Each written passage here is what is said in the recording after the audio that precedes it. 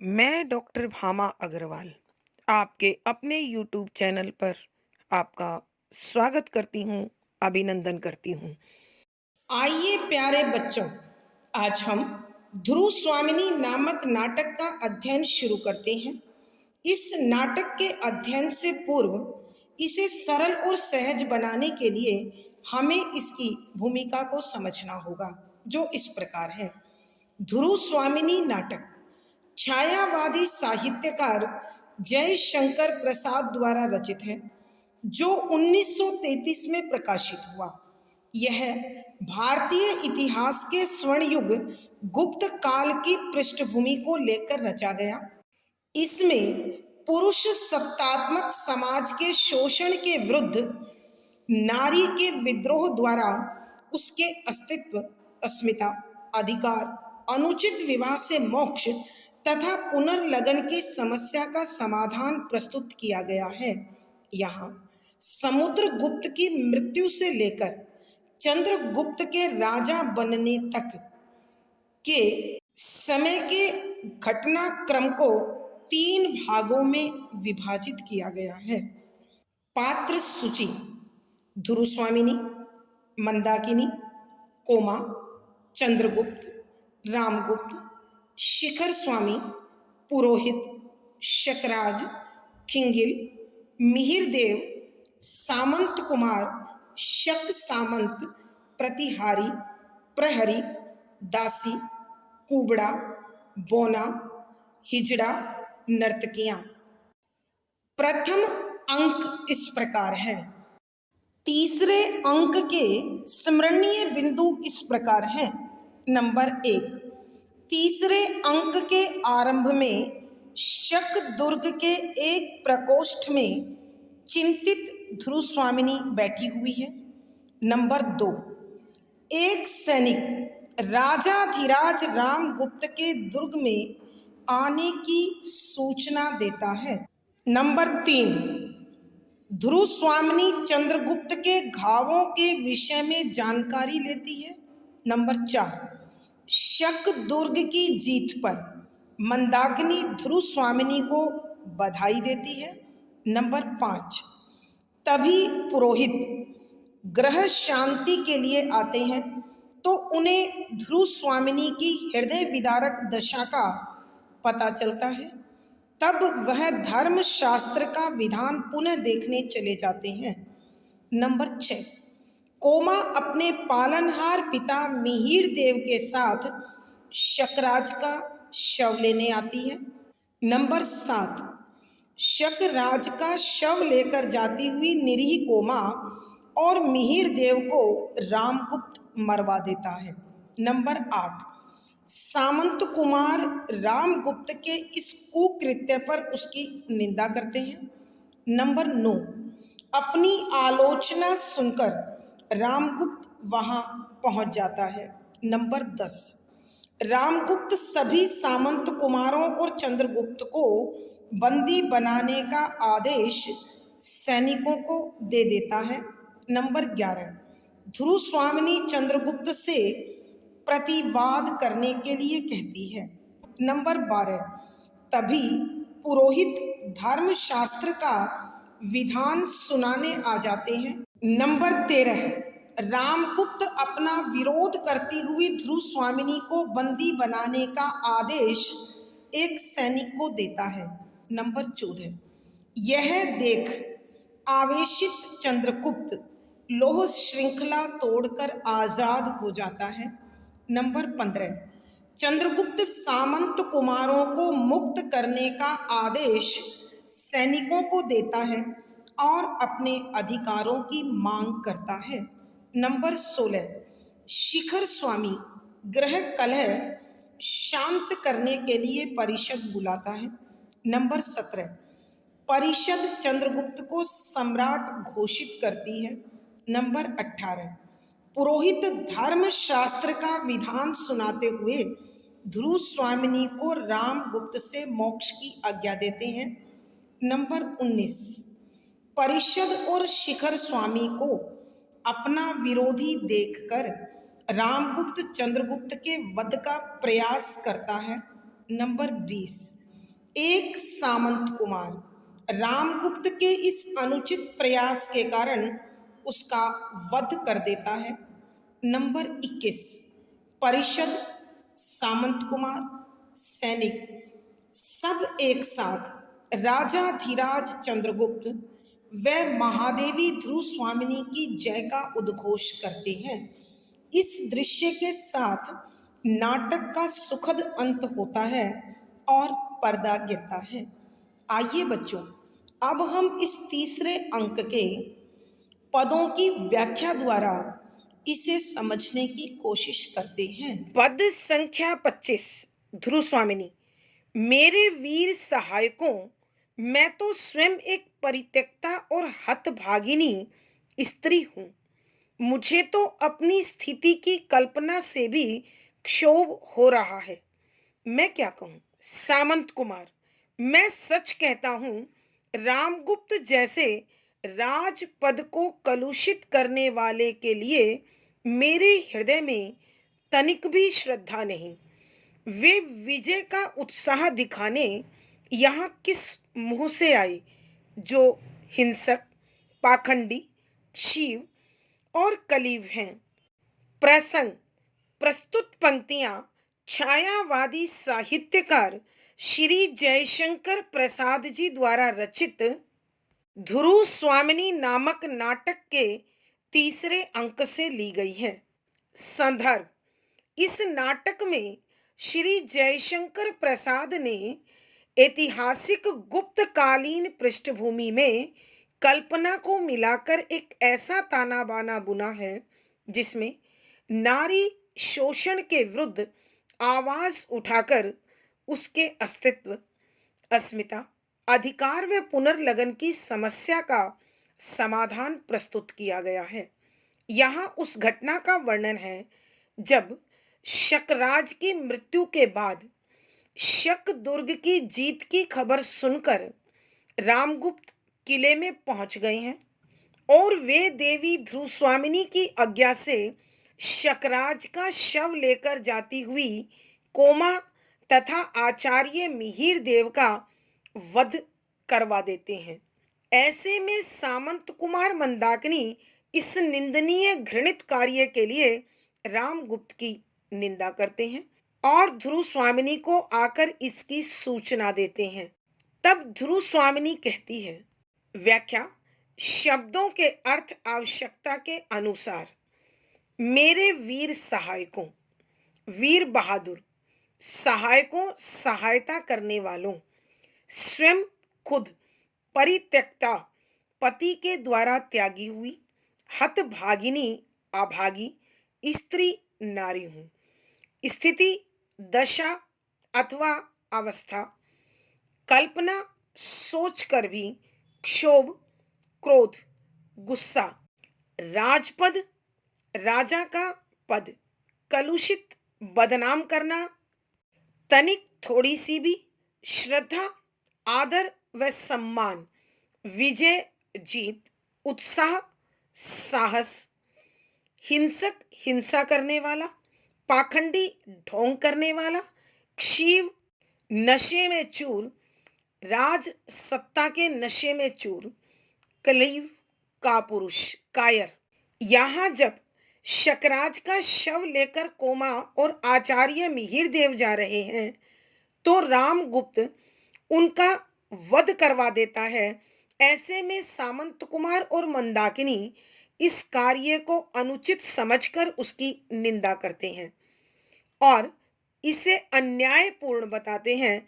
तो ध्रुव स्वामिनी उन्हें समझाते हुए कहती है कि हे मेरे वीर सहायकों, कि मेरे बहादुर सहायता करने वालों, भला मैं राजा के इस कृत्य की कैसे निंदा स्तुति कर सकती हूँ, इस कार्य पर किसी भी प्रकार की प्रतिक्रिया कैसे दे सकती हूँ, क्योंकि मैं तो स्वयं एक परित्यक्ता और हतभागिनी स्त्री हूँ, कि मैं तो उसी रामगुप्त के द्वारा छोड़ी गई, त्यागी गई अभागिन नारी हूँ। भला उनके इस कार्य पर क्या प्रतिक्रिया दूं, क्या बोलूं।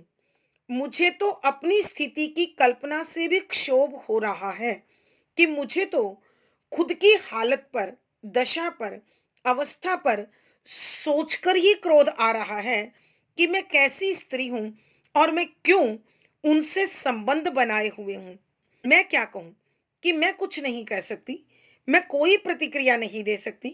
तब सामंत कुमार रामगुप्त की निंदा करते हुए कहता है, मैं सच कहता हूं कि महादेवी, मैं सच कह रहा हूं, रामगुप्त जैसे राजपद को कलुषित करने वाले के लिए मेरे हृदय में तनिक भी श्रद्धा नहीं है कि रामगुप्त जैसा राजा जो राजपद पर बैठकर उसे बदनाम कर रहा है, उसकी प्रतिष्ठा को नष्ट कर रहा है, उसके गौरव को समाप्त कर रहा है, उस व्यक्ति के लिए मेरे हृदय में, मेरे मन में जरा भी सम्मान नहीं है, जरा भी इज्जत नहीं है। मुझे तो ये समझ में नहीं आता कि वे विजय का उत्साह दिखाने यहाँ किस मुंह से आए, कि यहाँ जीत पर प्रसन्नता प्रकट करने के लिए, अपनी शक्ति दिखाने के लिए, साहस दिखाने के लिए यहाँ किस हक से आए हैं। उन्होंने तो कोई वीरता का कदम नहीं उठाया। वो एक हिंसा करने वाले, ढोंग करने वाले, राज सत्ता के नशे में चूर कायर राजा हैं। अर्थात कहने का भाव यह है कि वो एक पूर्ण व्यक्ति ही नहीं है, पुरुष ही नहीं है, तो भला राजा का गौरवमयी पद और उसका सम्मान वो कैसे सुरक्षित रख सकता है, कैसे उन्हें बनाए रख सकता है। आइए बच्चों, हम एक बार फिर इस पद की व्याख्या करते हैं। यहाँ जब शकराज का शव लेकर जाती हुई कोमा और आचार्य मिहिर देव का वध रामगुप्त करा देता है, तो मंदाकिनी व सामंत कुमारों को बिल्कुल भी अच्छा नहीं लगता। तब वो ध्रुव स्वामिनी से इस विषय में सूचना देते हैं, तो ध्रुव स्वामिनी कहती है कि हे मेरे बहादुर सहायकों, मेरे बहादुर सैनिकों, मैं भला राजा के इस कार्य की क्या प्रतिक्रिया दूं, क्योंकि मैं तो खुद उनके द्वारा छोड़ी गई एक अभागिन नारी हूं। मैं तो जब अपनी स्थिति, अपनी दशा, अपनी अवस्था पर, मैं तो जब अपनी स्थिति, अपनी दशा, अपनी अवस्था, अपने स्थान के विषय में कल्पना में भी सोचती हूँ, सोचने मात्र से ही मुझे अत्यधिक क्रोध आ जाता है कि मैं कैसी नारी हूं जो इस विकृत मानसिकता वाले व्यक्ति के साथ अपने आप को परिचय दे रही हूं। तो भला मैं उनके विषय में क्या कह सकती हूँ। अर्थात ध्रुव स्वामिनी के कहने का भाव यह है कि जो इस प्रकार के ढोंगी व्यक्ति के द्वारा दोषी बनाकर त्याग दी गई हो, ऐसी मानसिकता वाले व्यक्ति के विषय में भला मैं क्या कह सकती हूँ। तब सामंत कुमार कहता है कि महादेवी, मैं अपने मन की बात बड़ी सच्चाई के साथ कहता हूँ कि रामगुप्त जैसे व्यक्ति ने राजा के गौरवमयी पद का सम्मान मिट्टी में मिला दिया है।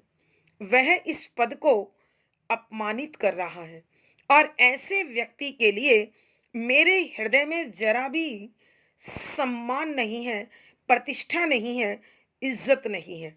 और फिर मुझे ये नहीं समझ आता कि ऐसा कायर व्यक्ति, ऐसा नीच व्यक्ति भला जीत का साहस दिखाने के लिए यहाँ किस अधिकार से आया है, किस हक से आया है, जो स्वयं हिंसक है, हिंसा करने वाला है, ढोंगी है, सत्ता के नशे में चूर है और कायर है। अर्थात सामंत कुमार के कहने का भाव यह है कि जो एक पूर्ण मानव ही नहीं है, वो भला क्या राजा के गौरवमयी पद की प्रतिष्ठा रखना जाने। जिसका अपना सम्मान नहीं है, वो क्या तो दूसरों का सम्मान करेगा और क्या राजपद के सम्मान को सुरक्षित रख पाएगा।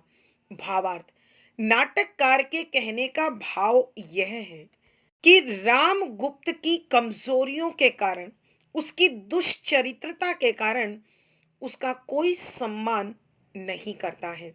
विशेष। यहाँ रामगुप्त की दुश्चरित्रता को उद्घाटित किया गया है। शुद्ध साहित्यिक खड़ी बोली है। तत्सम प्रधान शब्दावली है। व्यंजना शब्द शक्ति है। प्रसाद गुण है। संवादात्मक शैली और अनुभूति परक बिंब है।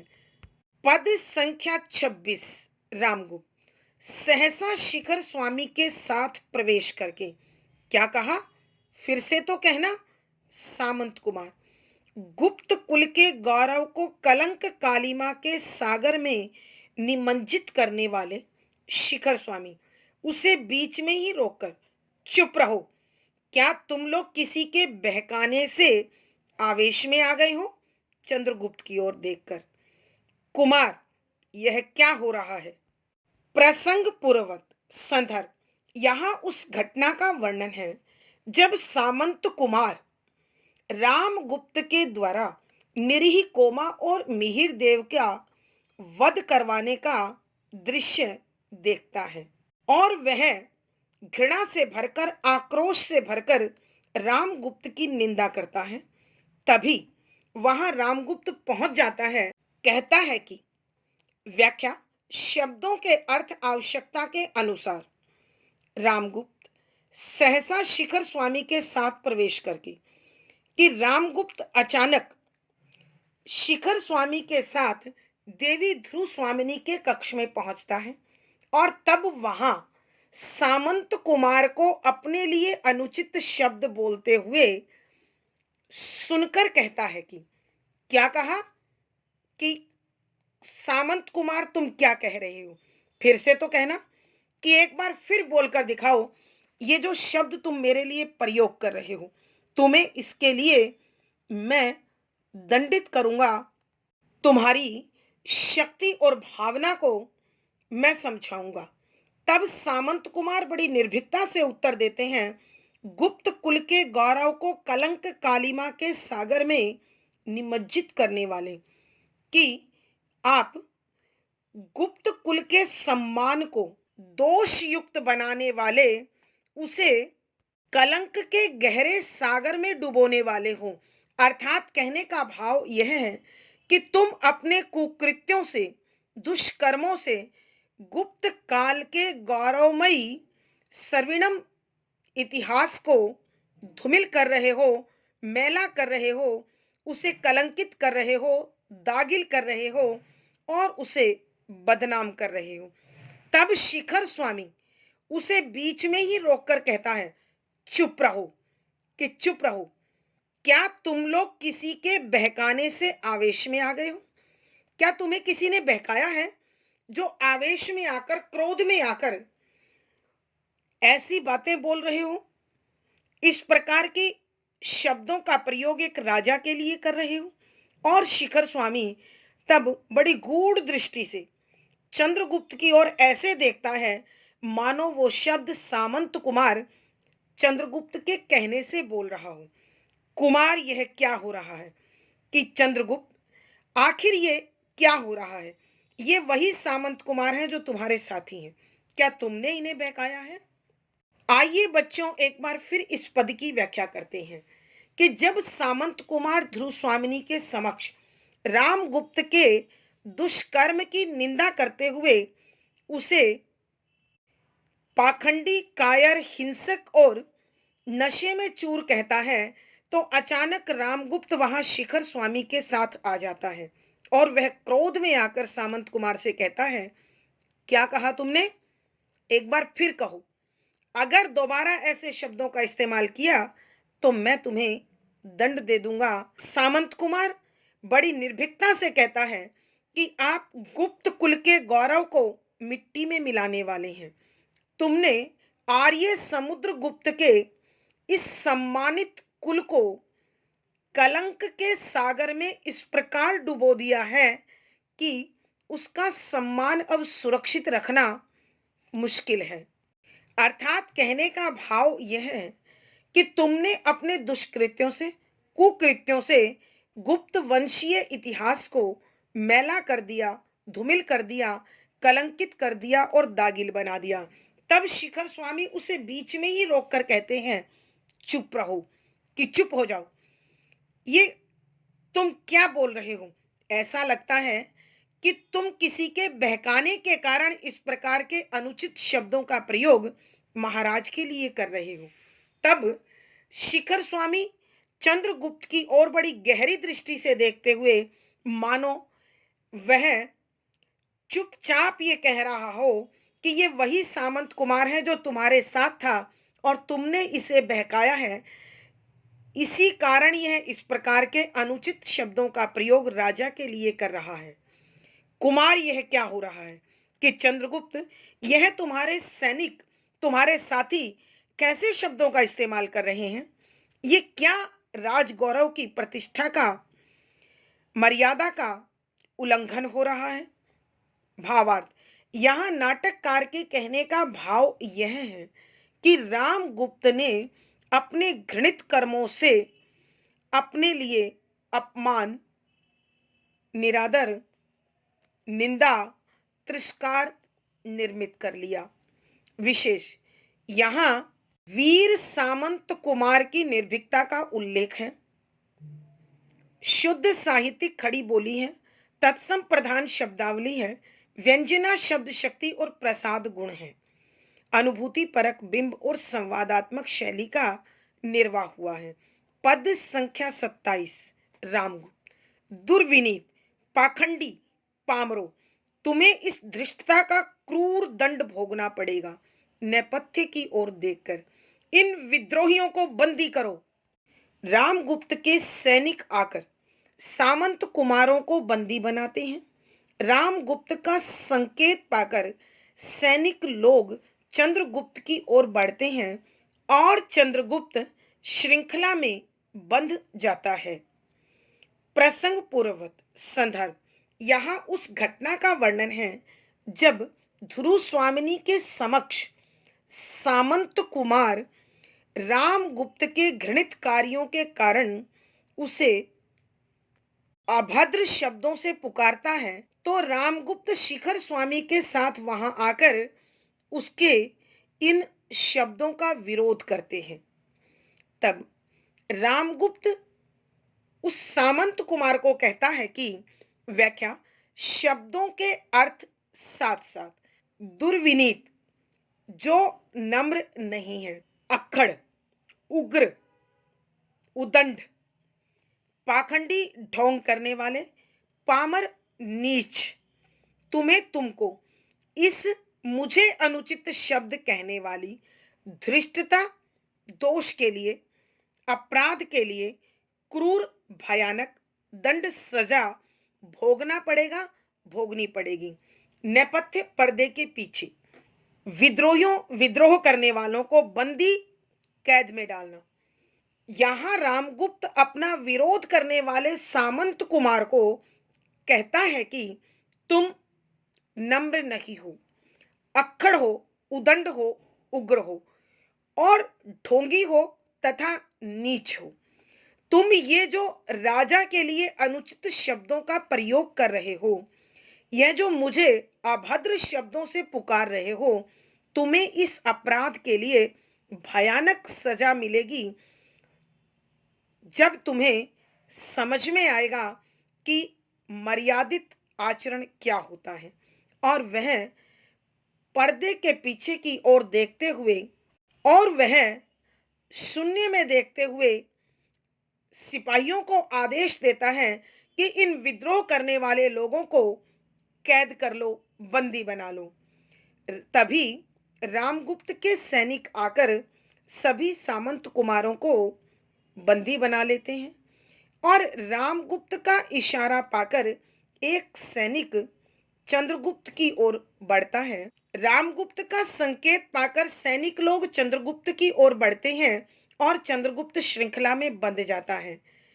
संकेत, इशारा, श्रृंखला, लोहे की कड़ियां, हथकड़ियां अथवा बेड़ियां कि रामगुप्त जब सैनिकों को इशारा करते हैं चंद्रगुप्त को बंदी बनाने का, तो सैनिक लोग चंद्रगुप्त की ओर बढ़ते हैं तथा चंद्रगुप्त भी लोह की जंजीरों में बंध जाता है। आइए बच्चों, एक बार फिर इस पद की व्याख्या करते हैं।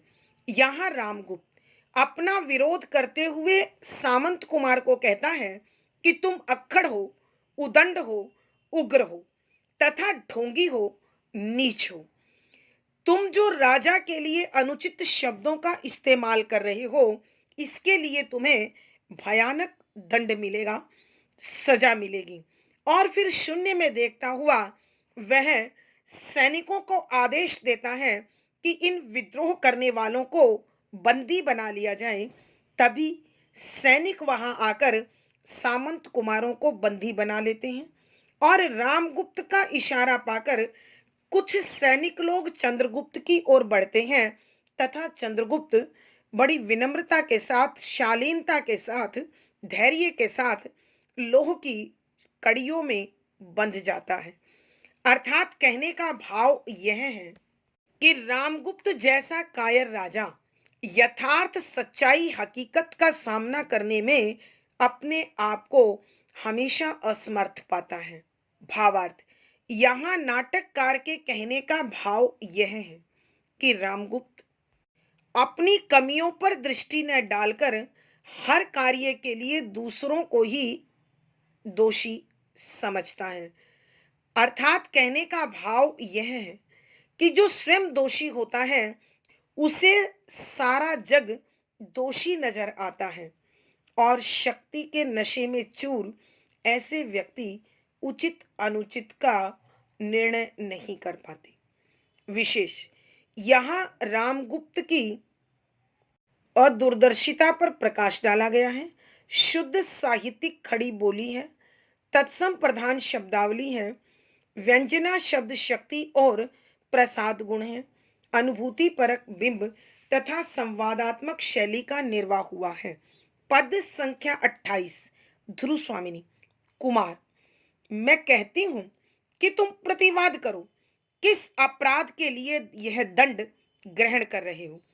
चंद्रगुप्त एक दीर्घ निश्वास लेकर चुप रह जाता है। रामगुप्त हंसकर, कुचक्री क्या बोलेंगे। ध्रुव स्वामिनी, और जो लोग बोल सकते हैं, जो अपनी पवित्रता की दुंदुभी बजाते हैं, वे सबके सब साधु होते हैं ना। चंद्रगुप्त से। कुमार, तुम्हारी जिव्या पर तो कोई बंधन नहीं, कहते क्यों नहीं कि मेरा यही अपराध है कि मैंने कोई अपराध नहीं किया। प्रसंग पूर्वक संदर्भ, यहाँ उस घटना का वर्णन है जब रामगुप्त अपना विरोध करते हुए सामंत कुमारों को तथा इस विरोध के मूल में चंद्रगुप्त को समझकर उसे बंदी बनवा देता है। और ऐसे में ध्रुव स्वामिनी चंद्रगुप्त को प्रेरणा देती हुई कहती है कि व्याख्या, शब्दों के अर्थ आवश्यकता के अनुसार। कुमार, राजकुमार। प्रतिवाद, विरोध। अपराध, गलती। दंड, सजा। ग्रहण करना, प्राप्त करना। दीर्घ लंबी, निश्वास सांस छोड़ते हुए। कुचक्री, षड्यंत्र करने वाले। पवित्रता, शुद्धता, पावन आचरण। दुंदुभी बजाना मुहावरा होता है जिसका अर्थ होता है अपनी प्रशंसा करना, अनावश्यक प्रशंसा करना। साधु, पवित्र भाव वाले। जिव्या, जीभ, बंधन, रोक। अपराध, दोष।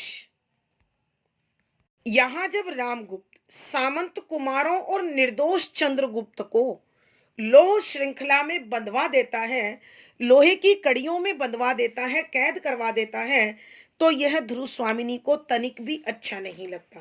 तब ध्रुव स्वामिनी चंद्रगुप्त से कहती है, कुमार, मैं कहती हूं तुम प्रतिवाद करो। यहां ध्रुव स्वामिनी चंद्रगुप्त को प्रेरणा देते हुए कहती है कि हे राजकुमार, कि हे कुमार, तुम अपने इस अनुचित रूप से बंदी बनाने का विरोध क्यों नहीं करती। इसका विरोध करो। तुम जो यह दंड स्वीकार कर रहे हो, इसके लिए तुमने कौन सा अपराध किया है, अर्थात तुम में ऐसा कौन सा दोष है जिसके लिए चुपचाप ये दंड सहन कर रहे हो। तब चंद्रगुप्त एक गहरी लंबी सांस लेता है और फिर भी चुप रहता है। तब रामगुप्त हंसकर कहता है, कुछ चक्री क्या बोलेंगे कि जो षड्यंत्रकारी हैं वो भला क्या बात करेंगे, वो क्या कहेंगे, उनके पास बोलने के लिए कुछ नहीं होता।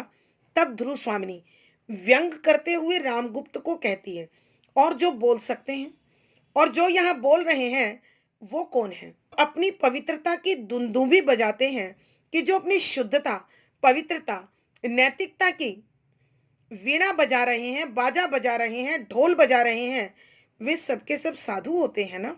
कि वो सब तो बड़ी पवित्र आत्माएं होती हैं। वो तो अनुचित कार्य करते ही नहीं, अपने दायित्व के प्रति हमेशा पूर्ण रहते हैं। और चंद्रगुप्त से, कुमार, तुम्हारी जिव्या पर तो कोई बंधन नहीं कि हे राजकुमार, तुम्हारा शरीर लोहे की कड़ियों में बंधा हुआ है, तुम्हारी जुबान तो नहीं बंधी हुई। अपनी इस जुबान को खोलकर अपने साथ होने वाले इस अन्याय का विरोध करो, अपने अधिकार के लिए लड़ो। कहते क्यों नहीं, कि बता क्यों नहीं रहे, मेरा यही अपराध है कि मैंने कोई अपराध नहीं किया। कि तुम जिस अपराध की मुझे सजा दे रहे हो वो यही अपराध है ना? मैंने कोई अपराध नहीं किया, मुझ में कोई दोष नहीं है, इसलिए आज तुम मुझे इन हथकड़ियों में, बेड़ियों में बंधवा रहे हो। आइए बच्चों, एक बार फिर इस पद की व्याख्या करते हैं।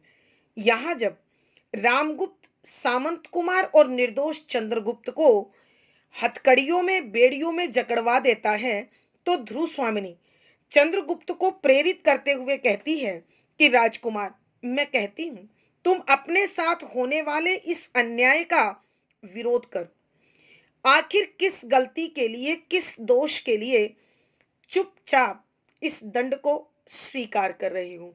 तब चंद्रगुप्त एक गहरी लंबी सांस लेता है, मगर फिर भी चुप रहता है। और उसकी इस चुप्पी को देखकर रामगुप्त उस पर हंसते हुए कहता है कि षड्यंत्रकारी क्या बोलेंगे। तब ध्रुव स्वामिनी व्यंग से रामगुप्त को कहती है, और जो लोग बोल रहे हैं, जो लोग बोल सकते हैं, वो तो बड़े पवित्र हैं, शुद्ध हैं, नैतिकता और चरित्र का पालन करने वाले हैं। जो यहाँ अनावश्यक रूप से अपनी वीरता का, अपनी पवित्रता का बाजा बजा रहे हैं, वो तो सबके सब साधु है ना? और मैं उन सबके साधुत्व को, उनके सत धर्म को देख चुकी हूं। तब फिर चंद्रगुप्त की ओर मुखातिब होकर चंद्रगुप्त की ओर देखते हुए कहती है कि राजकुमार, तुम्हारी जिव्या पर तो कोई बंधन नहीं है, कि तुम्हारी जीभ पर तो कोई ताला नहीं है। मानती हूं तुम्हारा शरीर हथकड़ियों, बेड़ियों से जकड़ा हुआ है, लेकिन जुबान तो खुली हुई है। अपने प्रति होने वाले इस अन्याय का विरोध करो। कहते क्यों नहीं, कि तुम कह क्यों नहीं रही है कि मुझे उस अपराध की सजा दी जा रही है जो अपराध मेरा है ही नहीं? अर्थात मुझे जो दंड देने की कोशिश तुम कर रहे हो वो इसलिए दे रहे हो कि मैंने कोई अपराध नहीं किया। भावार्थ, नाटककार के कहने का भाव यह है कि देवी ध्रुव स्वामिनी बड़ी निर्भीकता के साथ चंद्रगुप्त को अन्याय का विरोध करने की प्रेरणा दे रही है। विशेष यहाँ चंद्रगुप्त की शालीनता तथा रामगुप्त की क्रूरता का उल्लेख है। शुद्ध साहित्यिक खड़ी बोली है, तत्सम प्रधान शब्दावली है, व्यंजना शब्द शक्ति, प्रसाद गुण है, अनुभूति परक बिंब और संवादात्मक शैली है। आज की कक्षा में प्यारे बच्चों इतना ही। अगली वीडियो में फिर मुलाकात होगी। पिछली वीडियो का लिंक डिस्क्रिप्शन बॉक्स में मिल जाएगा। आशा है पढ़ा गया विषय आपको समझ में आया होगा। अपने भाव व विचार कमेंट बॉक्स में लिखें। वीडियो को लाइक करें, शेयर करें और चैनल सब्सक्राइब करें। आपका दिन और जीवन मंगलमय हो, इसी शुभकामना के साथ आभार, धन्यवाद।